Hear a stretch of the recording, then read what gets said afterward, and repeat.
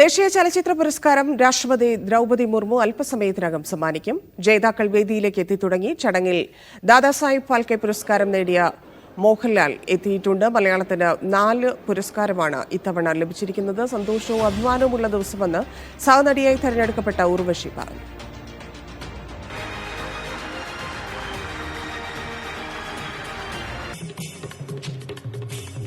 തൗഫീഖ് അസ്ലം ചേരുന്നു. തൗഫീഖ്, എപ്പോഴാണ് ചടങ്ങ് തുടങ്ങുന്നത്?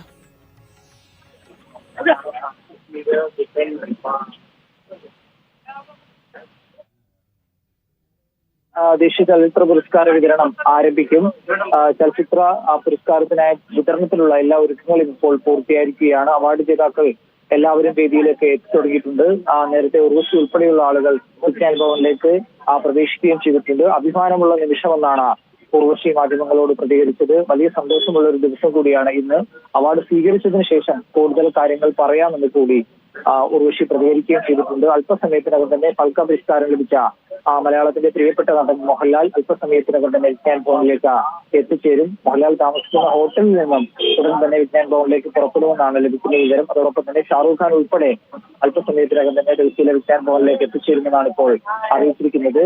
റാണി മുഖർജിക്കായിരുന്നു മികച്ച നടിക്കുള്ള പുരസ്കാരം ലഭിച്ചത്. മികച്ച നടനുള്ള പുരസ്കാരം ഷാറൂഖ് ഖാൻ ആയിരുന്നു.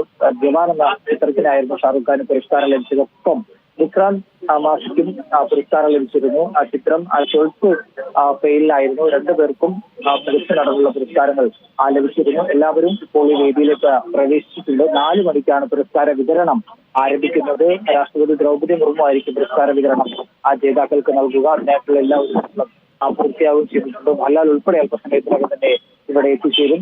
മികച്ച ഗായികക്കുള്ള പുരസ്കാരം ലഭിച്ച ശില്പ റാവു അല്പസമയത്തിന് മുമ്പ് ഈ വേദിയിലേക്ക് പ്രവേശിക്കുകയും ചെയ്തിട്ടുണ്ട്. എല്ലാവരും, പ്രത്യേകിച്ച് പ്രധാന അവാർഡ് ജേതാക്കളെല്ലാം അല്പസമയത്തിനകം തന്നെ എത്തിച്ചേരും. അവരുടെ ബന്ധുക്കൾ ഉൾപ്പെടെയുള്ള ആളുകൾ ഈ ഹാളിലേക്ക് പ്രവേശിച്ചിട്ടുണ്ട്.